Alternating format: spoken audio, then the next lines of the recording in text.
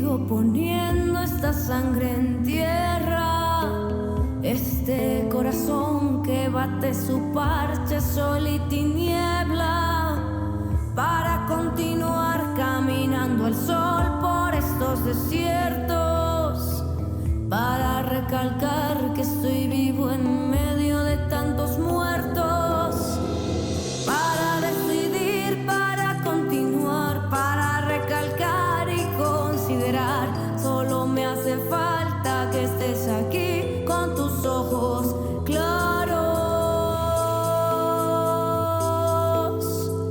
fogata de amor y guía, razón de vivir mi vida.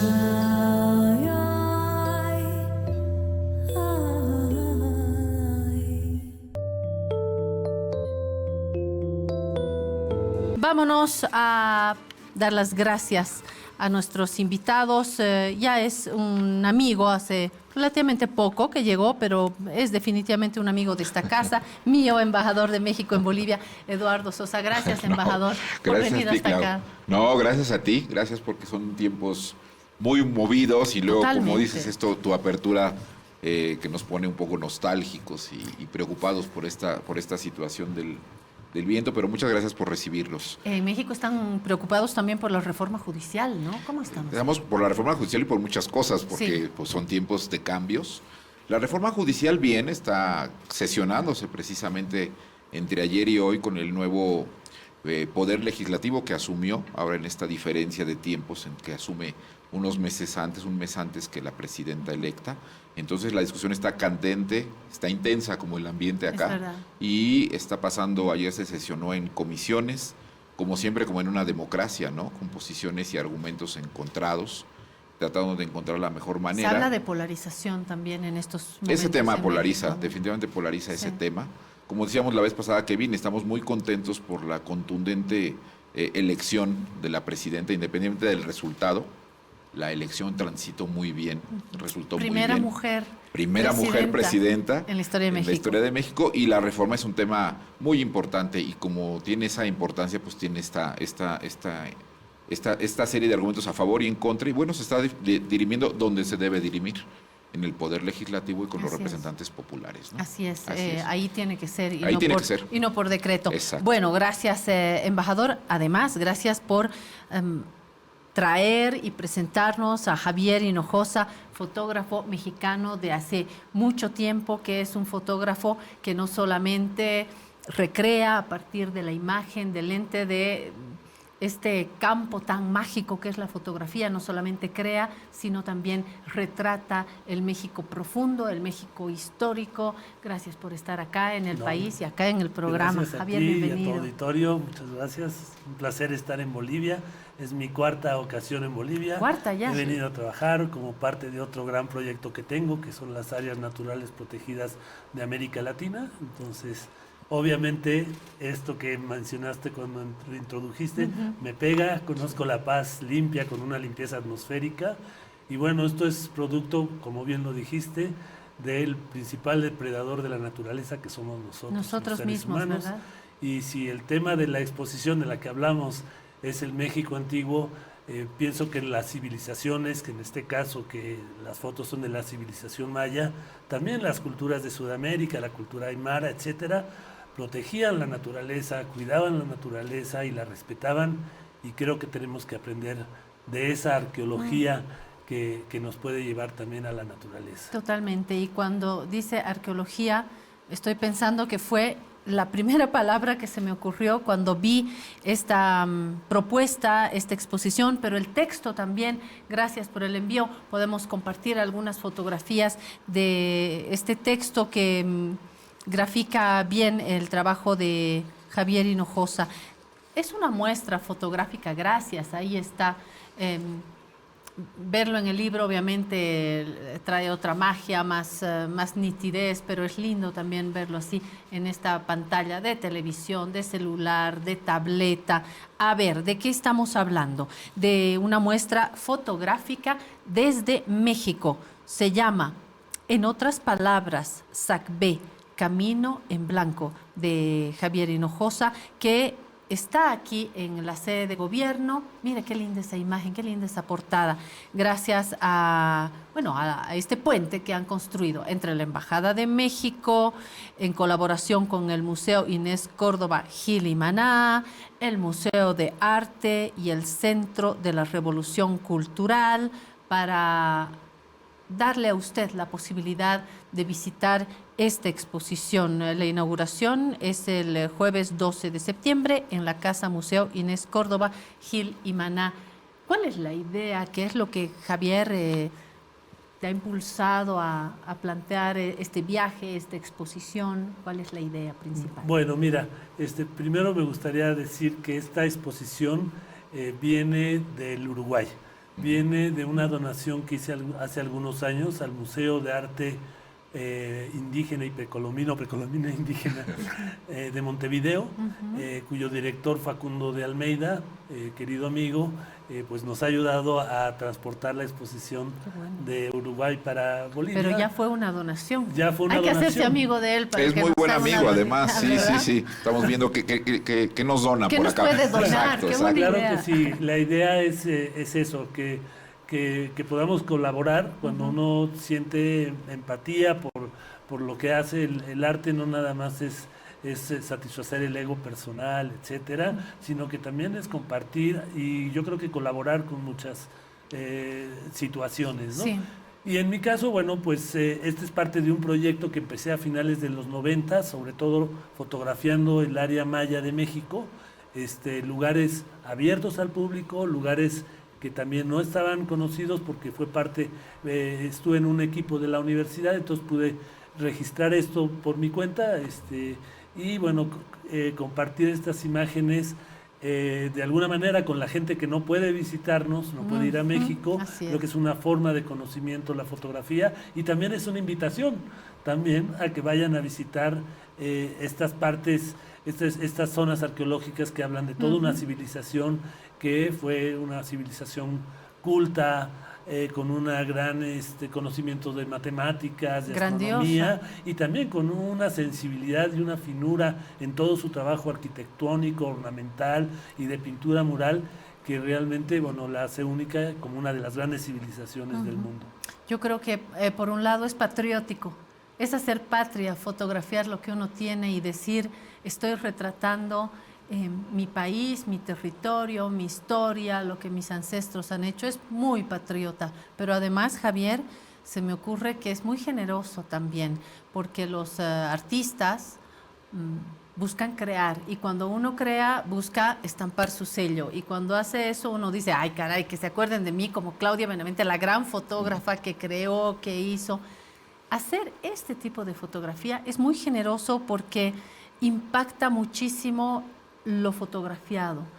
A ver si no digo un disparate, pero cuando uno está ante un paisaje majestuoso y toma una fotografía, como una amiga me dijo, uno hace clic y la foto es hermosa, pues, porque lo que se está retratando, lo que se está fotografiando en sí es hermoso. Puede suceder también con estas herencias grandiosas que nos deja las culturas mexicanas. Entonces, aquí el artista, el lente, es muy generoso porque se deja invadir por lo que ya es grandioso, y uno ahí se hace muy humilde.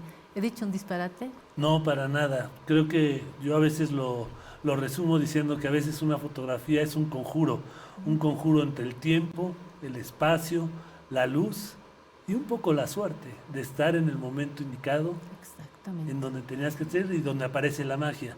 Y evidentemente eso también se lo digo a mis alumnos, no es nada más una coincidencia, también debe de haber conocimientos atrás, búsquedas atrás, saber a dónde vas, qué buscas, etcétera. ¿Qué es lo que uno está fotografiando? Eso es lo que mi amiga no sabía, que cuando uno hace el clic, depende la fotografía de si es a las 6 de la mañana, con el sol en qué posición, desde qué perspectiva. Uno siempre elige, uno construye. Por eso en la fotografía periodística ni en la escritura, no es que hay imparcial, objetivo, transmite la realidad, nada de eso existe en el periodismo. Uno elige, uno le da un encuadre, uno tiene una determinada luz y se siente el amor que está detrás del lente, ¿no? Cuando uno fotografía a una mujer, dice, ese lente siente un amor por esa mujer porque se siente en el impacto de la imagen, en ese segundo que se va a quedar para la historia, ¿no? Embajador, ¿cuál es el interés de la Embajada de México de compartir todo esto con nosotros? Mira, yo creo que yo tengo la suerte de conocer la obra de Javier y a Javier ya desde hace más de 2 décadas. Debo decir que es uno de los fotógrafos, él es muy humilde y no solo, realmente es un hombre muy modesto porque es talentosísimo y es uno de los mejores fotógrafos de México. Yo creo que la Bolivia, le debíamos a Bolivia la presencia de Javier desde esta perspectiva de la embajada y traer la obra de Javier desde esta perspectiva. Javier ha visitado prácticamente toda la biosfera de América Latina y el Caribe y más. Él tiene, esta es una parte, una partecita de la vasta obra que tiene en su fotografía. Es maestro, es fotógrafo, por supuesto, pero también es un hombre que conoce profundamente las diferentes técnicas fotográficas. Entonces ahora sí que es un conjunto completo, es un estuche de monerías, como decimos en México.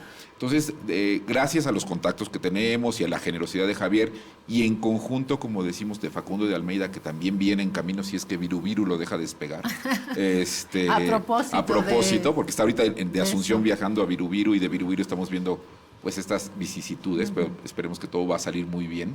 Él es un gran curador también, latinoamericano. Entonces, yo creo que la relación, como hemos hablado muchas veces de México con Bolivia, estas son las muestras que tenemos tangibles que dar. 2 grandes talentos con una gran fotografía, una gran exposición, que tenemos la posibilidad de traerla y presentarla en La Paz y en Bolivia. Era un debe que teníamos, porque tú puedes entrevistar a Javier Solís de hablar de lugares maravillosos de Bolivia, donde ha estado, creo que 4 veces, ¿no, Javier? Ya has estado por acá y conoce lugares recónditos, porque tiene otra serie de biosfera latinoamericana que queremos traer también. Y bueno, con el apoyo de la Fundación del Banco Central de Gilimaná, pudimos hacer esta exposición en un mes que para México es altamente significativo, que es septiembre, ¿no? Lo que les decía, el presidente Arce ha hecho una exposición muy detallada, hay que decir, muy ordenada, muy clara, en base a varios gráficos de la situación económica o de los principales problemas que se vive en la economía boliviana. Lo ha hecho en el canal estatal, pero seguramente hay reproducciones en redes, en otros medios. Nosotros quisimos dar continuidad a esto que ha expuesto el presidente y comentar en esta mesa de economistas con nuestros colaboradores, como siempre, Alberto Bonadona, gracias por estar acá, Omar Velasco, gracias por estar aquí también. No siempre coinciden en sus perspectivas y eso es lo lindo, porque nos va a permitir una pluralidad, visiones diferentes, lentes, ya que venimos de la fotografía, lentes diferentes para mirar e interpretar y dar continuidad a esto que el presidente Arce ayer ha explicado, reitero, con claridad, con orden. Eso es lo que necesitamos en el debate. Ojalá podamos seguir con esta claridad también en este cruce de opiniones. Ha hablado, por supuesto, de la escasez de dólares, que es como que un punto clave que nos está preocupando, la disminución de la exportación de gas, la importación de mayores volúmenes de combustible, el problema con los desembolsos o no desembolsos de los créditos externos porque falta la aprobación, habló de la nacionalización de los hidrocarburos, dio cifras también claves.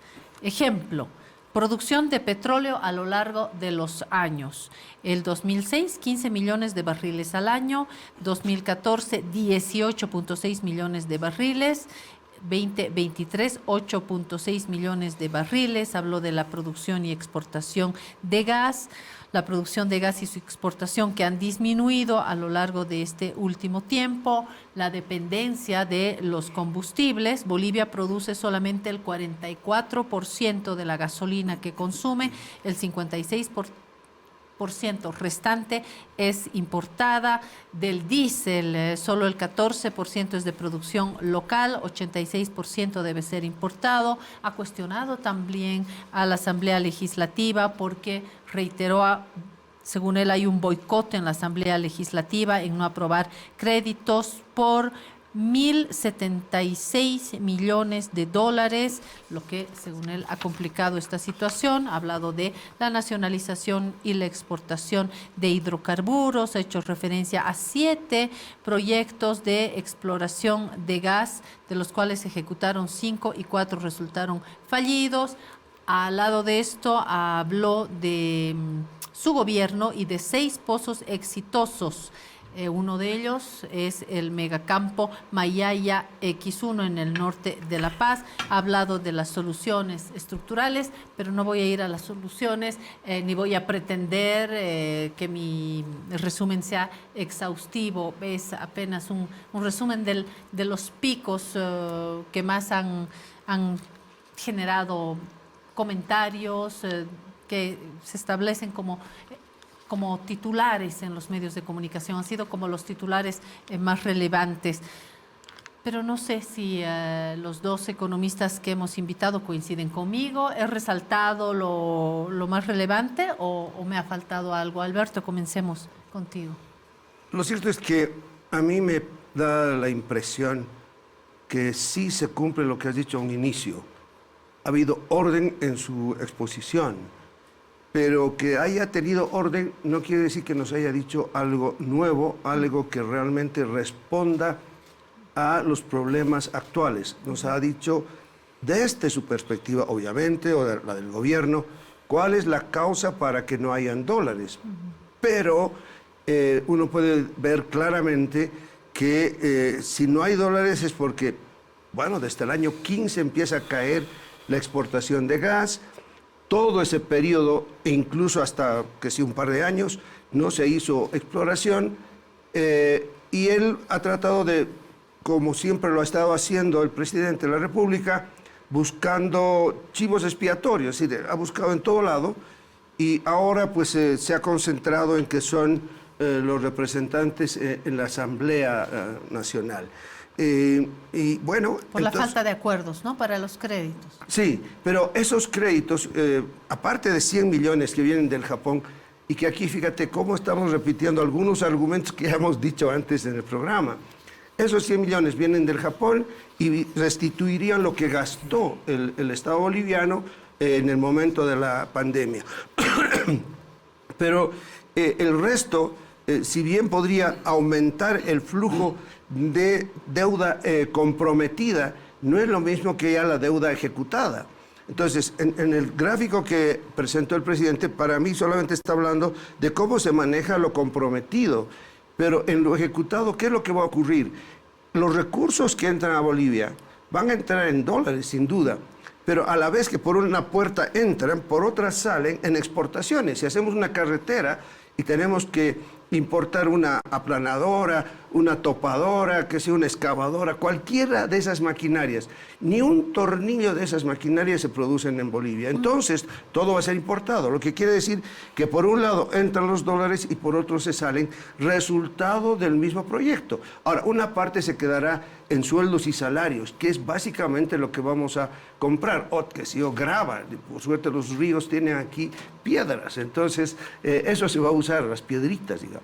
Pero luego, el haber tenido una claridad en un problema que yo creo es urgente en Bolivia responder, que es exactamente la carencia de dólares, cómo la carencia de dólares está haciendo aumentar el costo de las importaciones, cómo eso está afectando los precios internamente y cómo se va a resolver esta situación.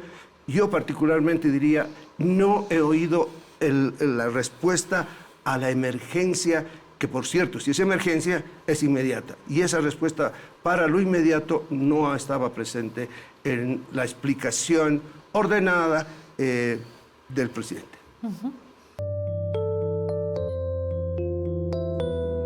Vamos a hablar de Sí, de esto que estamos haciendo con nuestros bosques, de las quemas, de las razones políticas, de las razones económicas. Vamos a hablar nuevamente de la reelección, todo junto. Permítame informarle que ayer el presidente Luis Arce ha remitido nuevamente las preguntas del referéndum al Tribunal Supremo Electoral. Es la segunda vez que realiza este trámite con el objetivo de asegurar la revisión de los textos. Esta vez se han enviado 3 preguntas, 2 relacionadas a la subvención de combustibles y una sobre la reelección presidencial. Le leo. Número 1. ¿Está de acuerdo con levantar gradualmente la subvención a la gasolina especial? Número 2. ¿Está de acuerdo con levantar gradualmente la subvención al diésel? Número 3. Y una que nos interesa hoy.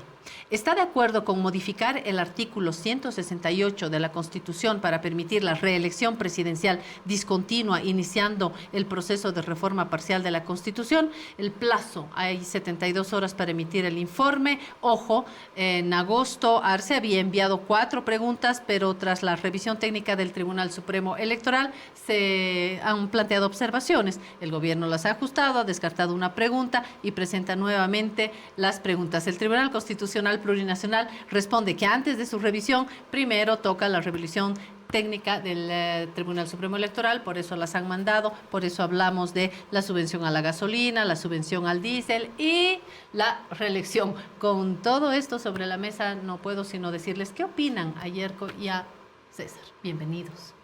Buen día. ¿Qué tal esta última noticia, César? Bueno, como bien quedábamos la semana pasada en este importante, motivador debate, pero más que un motivador debate es una realidad fáctica que lo vivimos los latinoamericanos, porque la democracia es un concepto muy genérico, ¿no? Muy genérico. Y lo que tenemos en América Latina, el republicanismo está caracterizado fundamentalmente por un fuerte presidencialismo.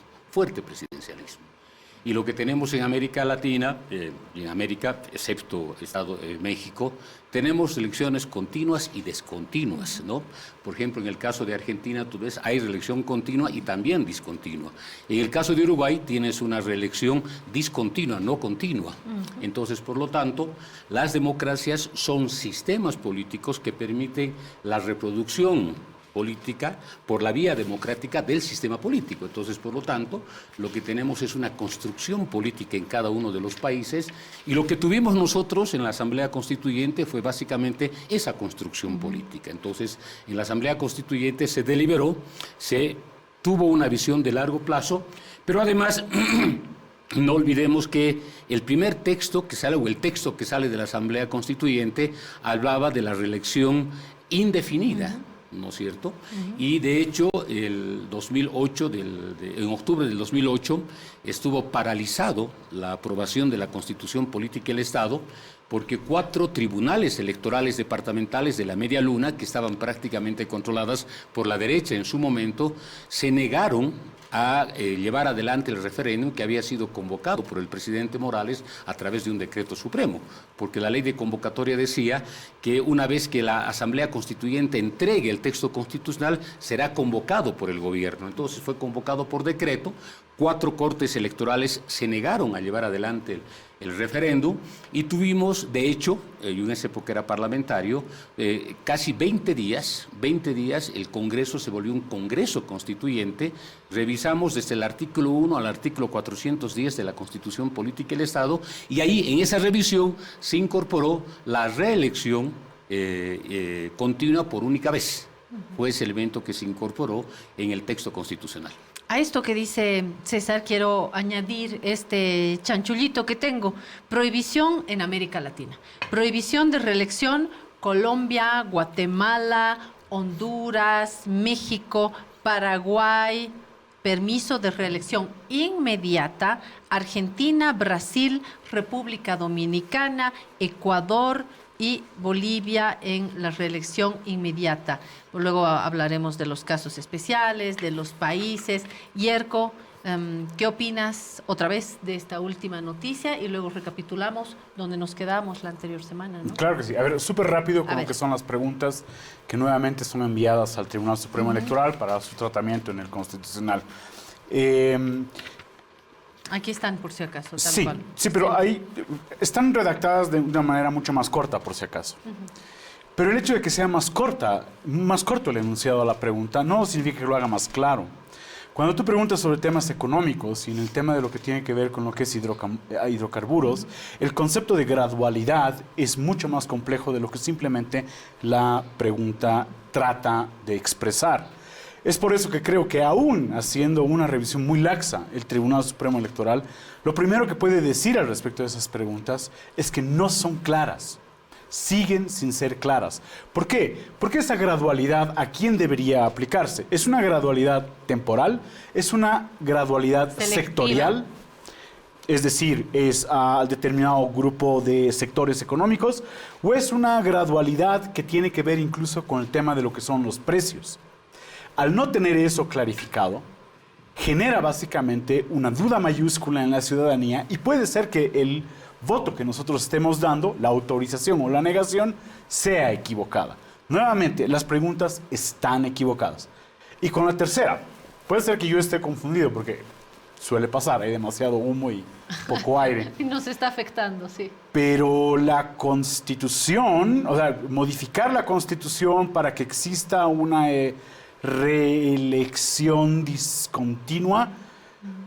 Cuando trabajaron la Constitución, en lo que fueron bastante claros en esos días y en esos años, durante ese tiempo, es que podía haber un mandato, terminado ese primer mandato de 5 años, podía irse a una reelección. ¿Y una sola? A un segundo mandato. No.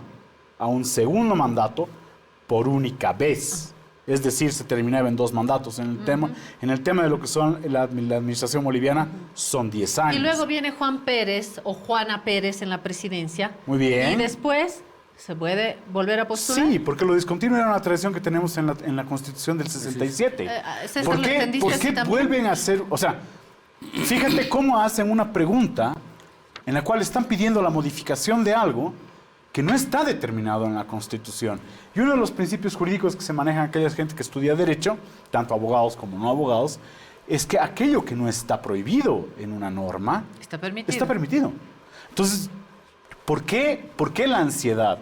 ¿Por qué la excitación a cambiar esto? ¿Por qué modificar acuerdos que durante bastante tiempo, porque el proceso constituyente duró desde su elección, básicamente 2007, hasta el proceso en el cual el Congreso tiene que tomar el documento de la constituyente, revisarlo y pactarlo, finales del 2009 posiblemente, y tenemos que ir a un referéndum, además, ratificatorio. Son por lo menos unos 3 años de trabajo.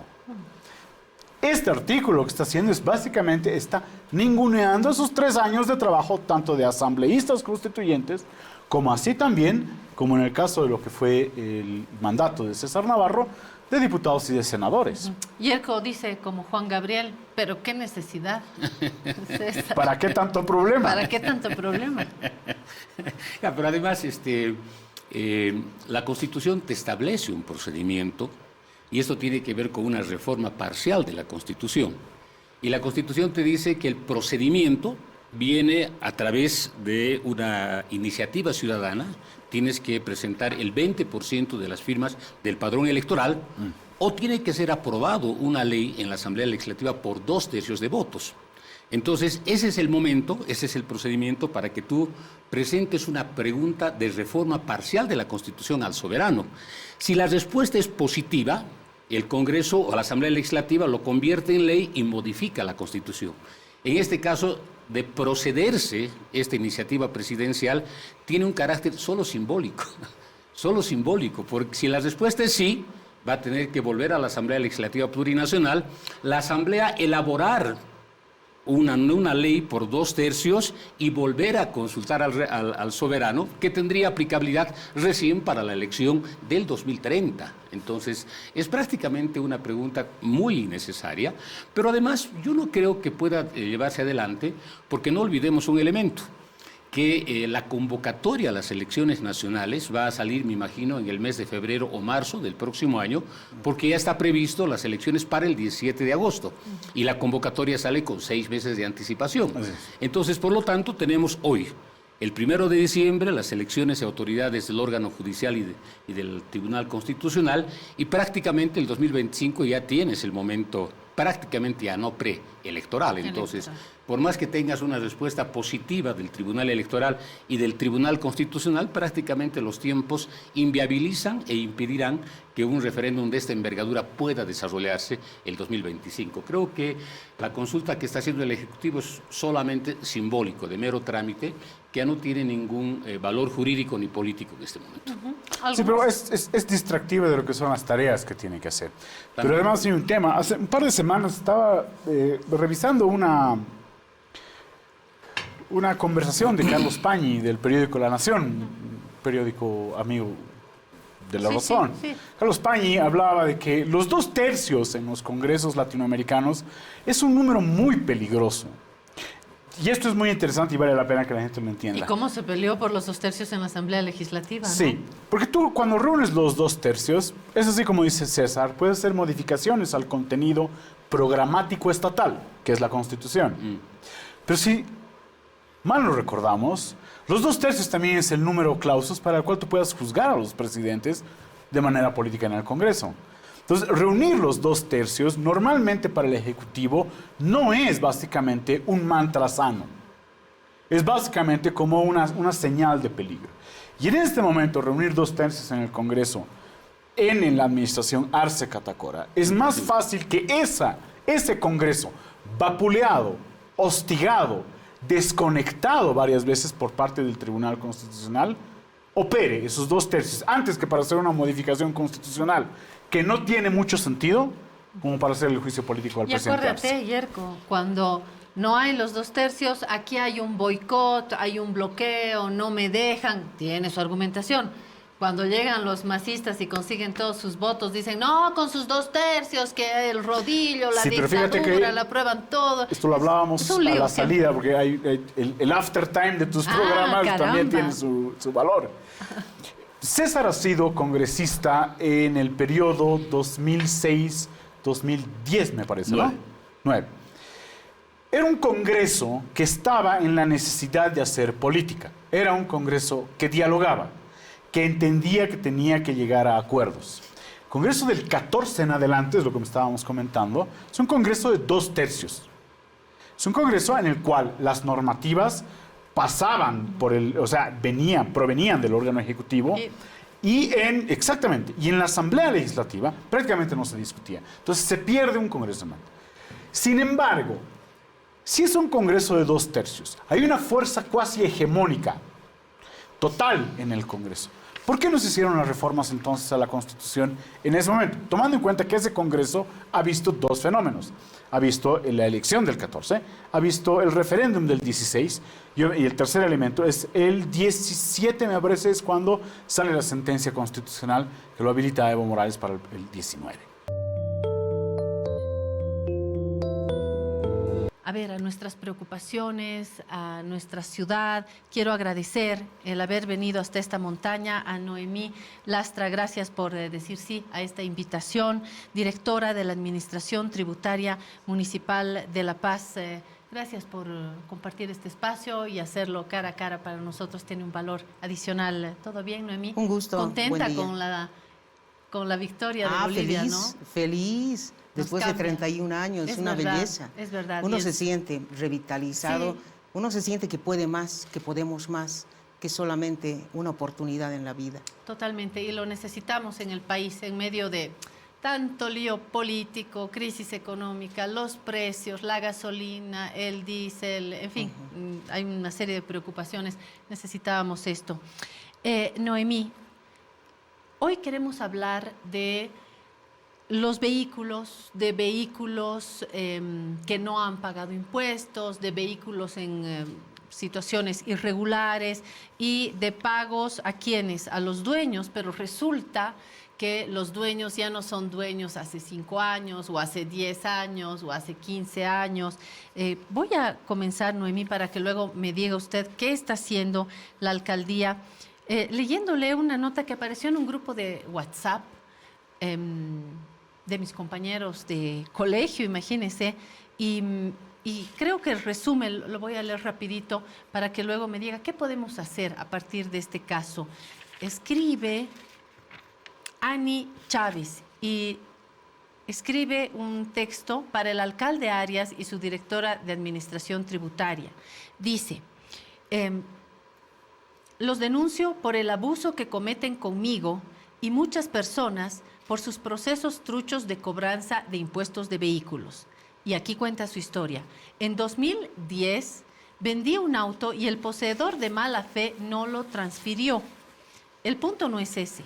El punto es que jamás me notificaron, teniendo la alcaldía mis datos actualizados. Vulneraron mi derecho constitucional a la defensa y el debido proceso.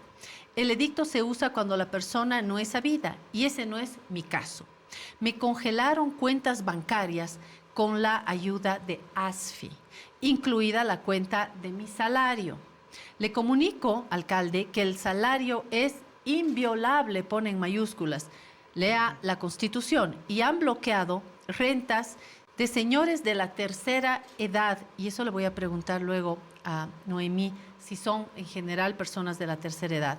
Han bloqueado rentas de las personas de la tercera edad y gente que ni se entera porque le quitan el pan de cada día. Soy testigo en mis días de peregrinación entre el piso 2 y 3 de la alcaldía. Te obligan a suscribir un plan de pagos para desbloquear tus cuentas. Lo hice el 30 de agosto. Hoy, 5 de septiembre, por tercera vez, debitan de mi cuenta otro tercer monto, pese a haber suscrito dicho plan de pagos. Es un abuso cuando el desbloqueo debería ser de inmediato.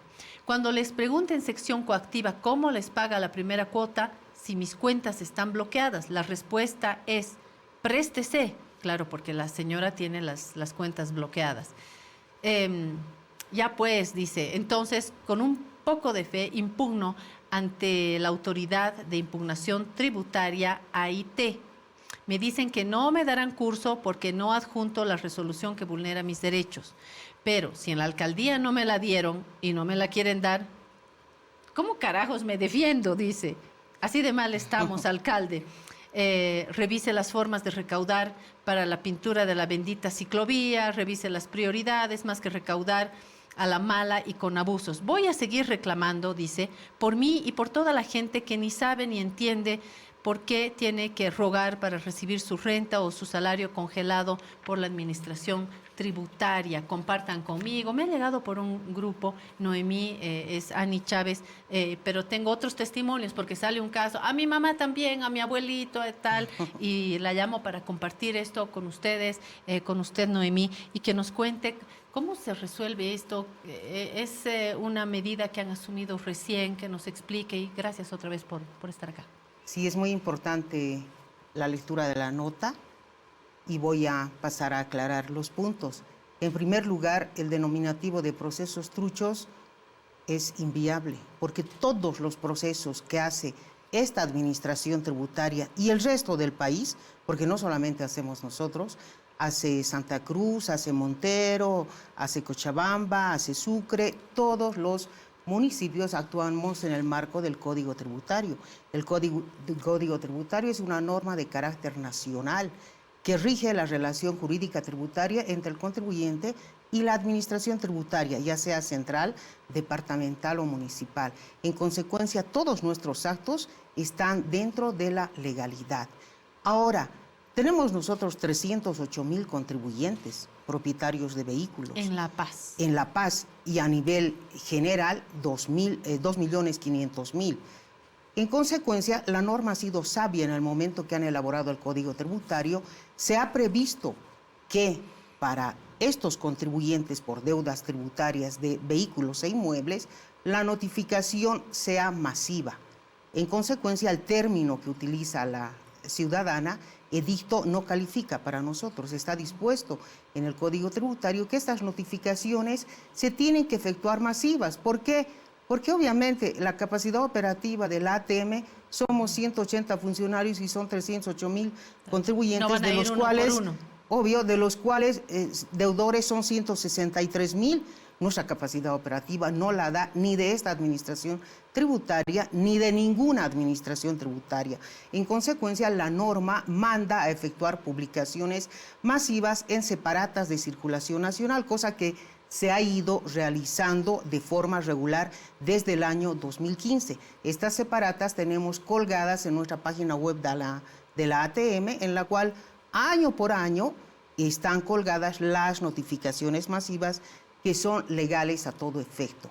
Ahora, esta medida no es de ahora, ha sido siempre, porque el Código Tributario tiene una validez desde 1970 con la Ley 1340 y después con la Ley 2492. Siempre estaba previsto a través del artículo 108 la aplicación de medidas. ¿Qué tenemos que hacer como administración tributaria? Nosotros, si bien comunicamos que estamos congelando cuentas, hay otras instituciones nacionales que de la noche a la mañana te congelan cuentas por 13 bolivianos. Y es que es correcto, porque es un dinero del Estado.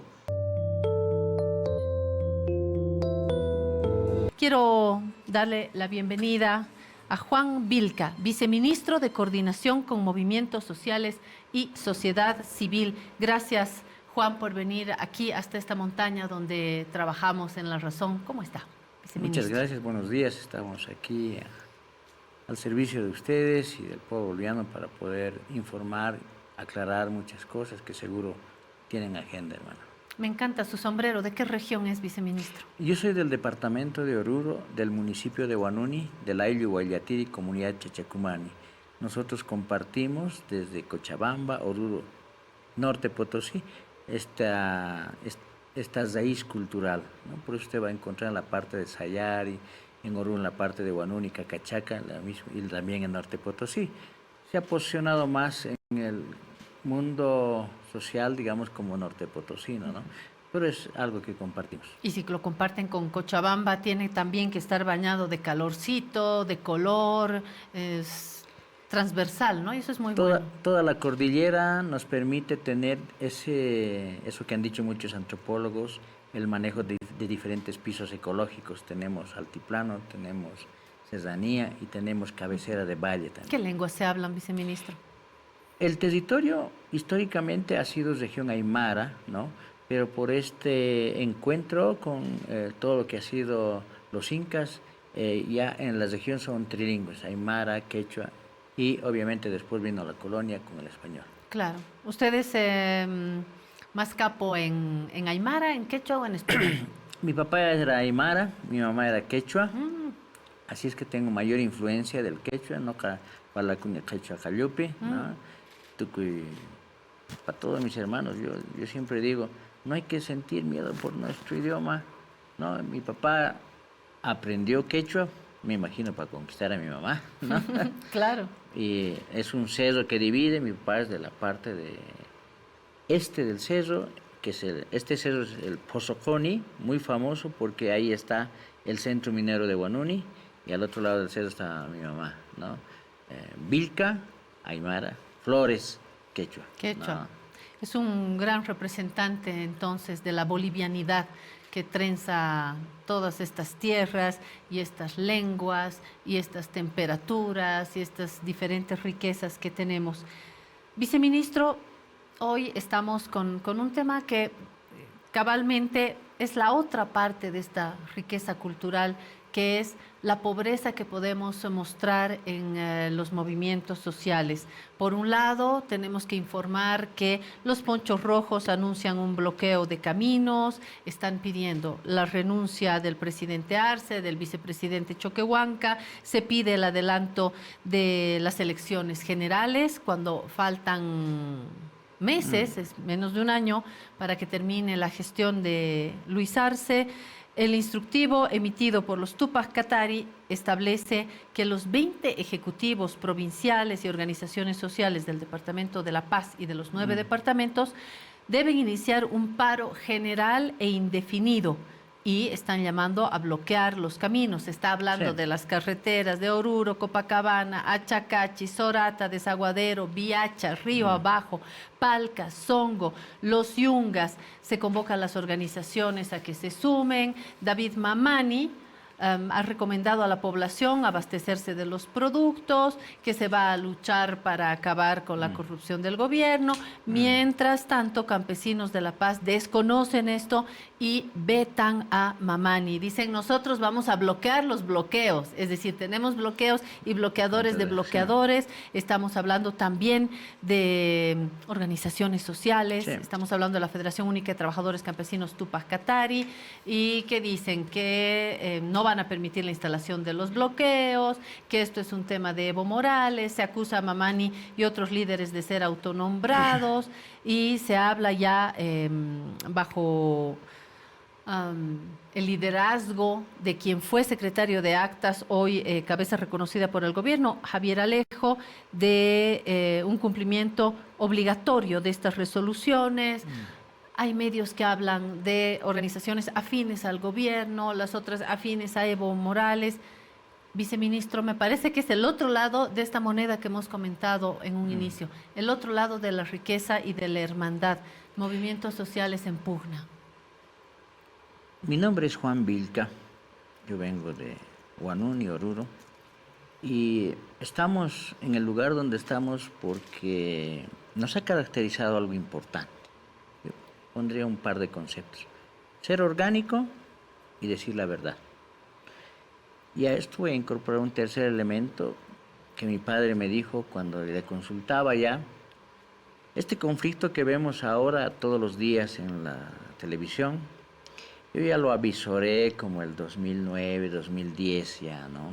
Dije, esto parece que no va a tener buen futuro. Y si estoy en un momento donde debo de elegir entre esto y esto, entre este señor y este otro señor, o esta ala o esta otra ala, ¿qué debo de hacer?, le preguntaba a mi papá. Mi padre me dijo, hijo, nosotros que somos orgánicos, que siempre hemos estado del lado de la verdad, que hemos estado del lado de la disciplina sindical, no tenemos opciones a decidir por este o este lado. Tenemos que estar del lado del pueblo. El pueblo siempre va a obrar en justa razón. Y esos tres principios espero que me ayuden a describir un contexto, una realidad y lo que va a ocurrir el lunes y el martes, porque creo yo que hay que aclarar a Bolivia qué es lo que está pasando. Una cosa es lo que salen los voceros a la prensa, lo que difunden los medios de comunicación, y otra cosa es lo que está pasando en el cotidiano, en la vida, en el, como decimos, en el ciudadano de a pie, en el compañero del campo. ¿Qué está ocurriendo? Yo quisiera aterrizar primero en un principio fundamental. Esto que es Bolivia tiene una parte, no vamos a decir el 100%, pero tiene una parte que ha empezado a construirse que se llama instrumento político, hoy conocido como MAS-IPCP. Ese instrumento político ha sido analizado, reflexionado, peleado, debatido toda la época del 70, ¿no? Madurado en la época del 80. Ya la CESUD-CB ya había pensado, tengamos nuestro brazo político, decía, ¿no?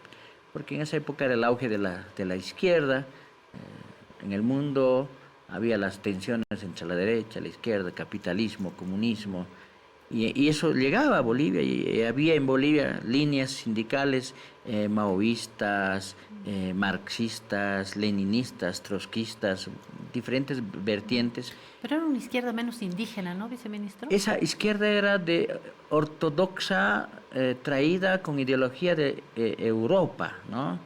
Pero había influenciado, ¿no? Estaba en la COP, los grandes oradores, quien participó de estos congresos, ampliados debates, sendos debates, profundos análisis, la talla de Huracán Ramírez, Juan Lechín Oquendo, Filemón Escobar, Milton Gómez, o sea, tenemos tantos líderes que representaban líneas. En ese contexto, los campesinos que iban a esos eventos decían, miraban, ¿y nosotros qué somos? Uno de esos que filosofó, pensó, como dicen, ¿quién es nuestro filósofo de los campesinos en esa época? Muchos hacen referencia a la época de 60, 70, por Fausto Reinaga y otros, ¿no? Pero nuestros orgánicos que han nacido sin ir a la universidad, que han leído la vida propia, ahí estaba este señor Juan de la Cruz Vilca, ¿no? 70, 80. Después de Genaro Flores Santos, él fue el segundo secretario ejecutivo de la CESUD-CB, ¿no? Y después de esos dos, plantearon que la CESUD-CB tenía que abrir su propio camino. Las organizaciones, el pueblo, dijeron, no podemos seguir yendo así de, en otras palabras, así de obnubilados tras una línea de la derecha, que esa vez era de moda, ¿no? Yo siempre pongo este ejemplo cuando doy mis charlas. Llegaba el ADN y el compañero sacaba su bandera y ponía del ADN y recibía su arrobita de arroz, su kilo de azúcar, Claro. ¿no? Y su carnet de ADN tenía, ¿no? Llegaba el MIR, sacaba su bandera, otro metía carnet. del ADN y ponía del MIR y sacaba su carnet del MIR y recibía.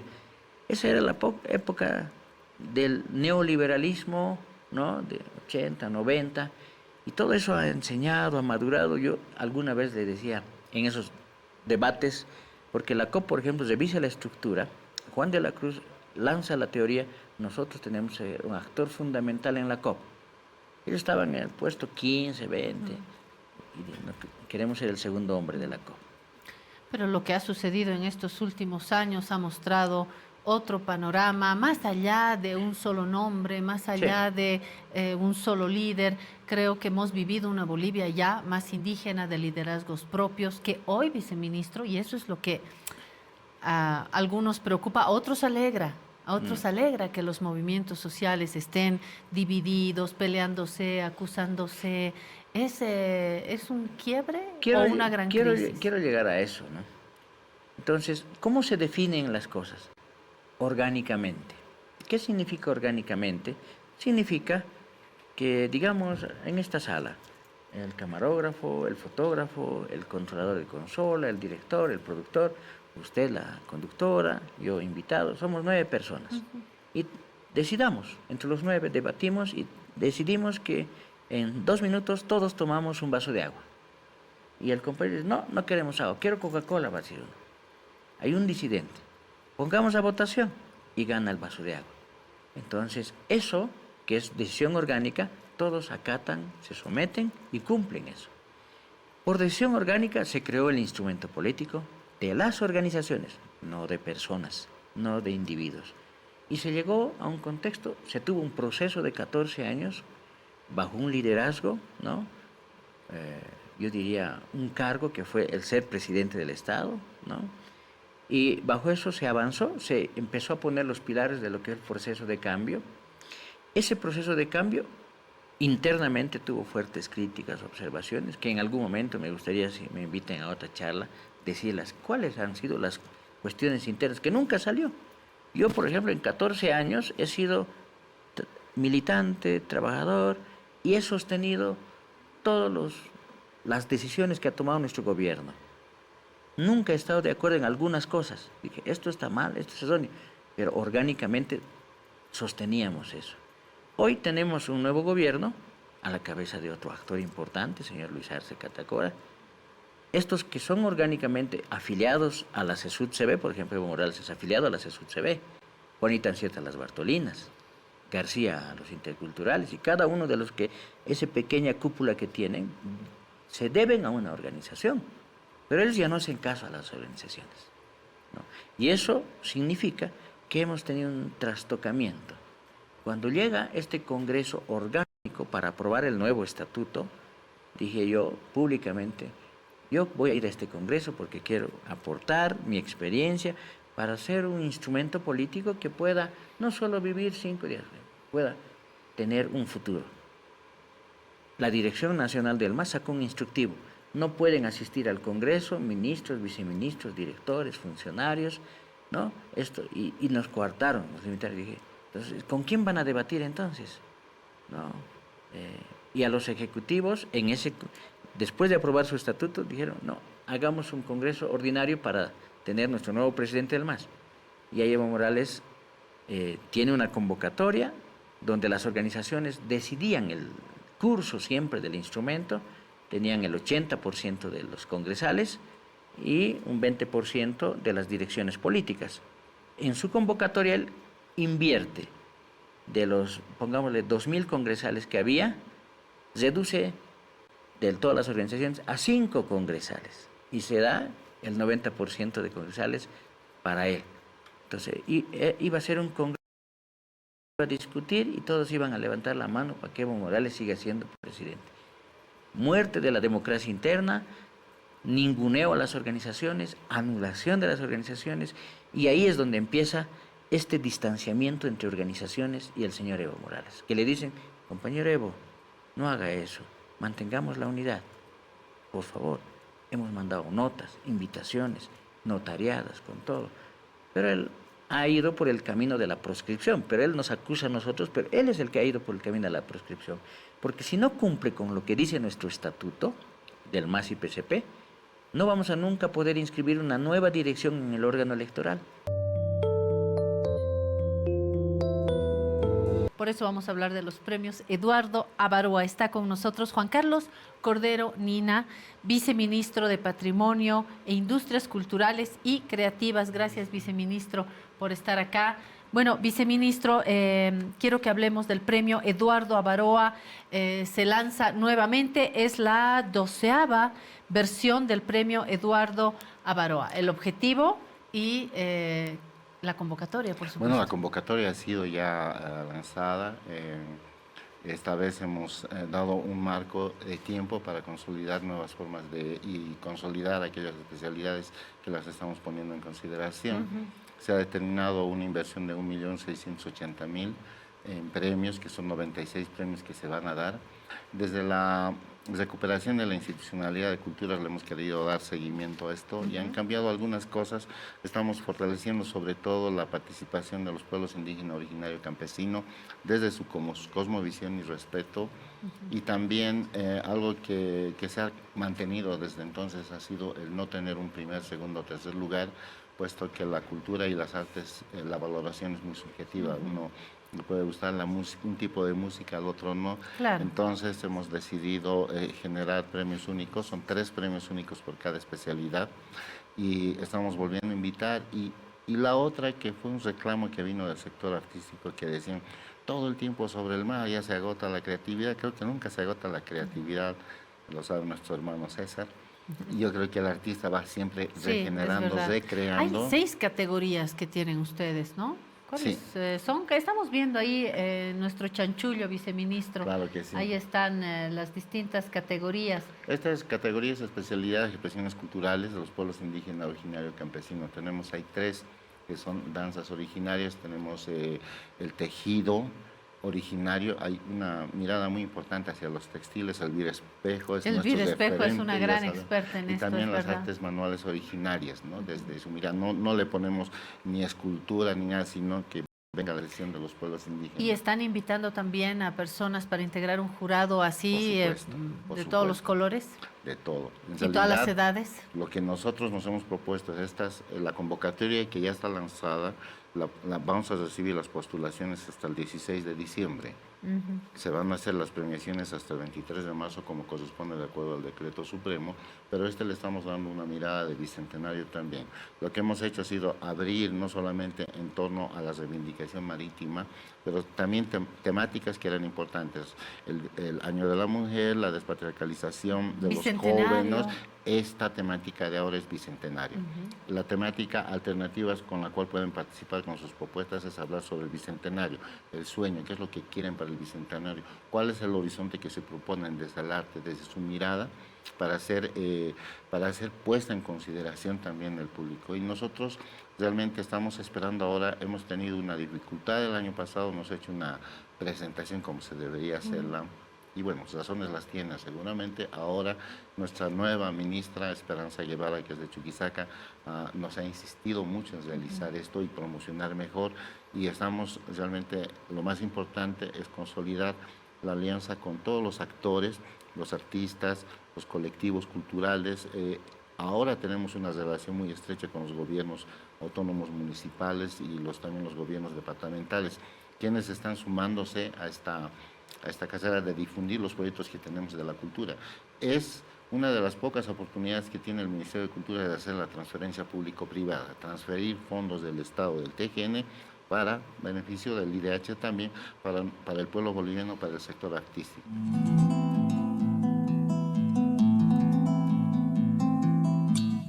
Para decidir si sigo poniendo esta sangre en tierra, este corazón que bate su parche, sol y tinieblas, para continuar caminando al sol por estos desiertos, para recalcar que estoy viva en medio de tantos muertos, para decidir, para continuar, para recalcar recalcar y considerar. Solo me hace falta que estés aquí con tus ojos claros. Ay, fogata de amor y guía, razón de vivir mi vida.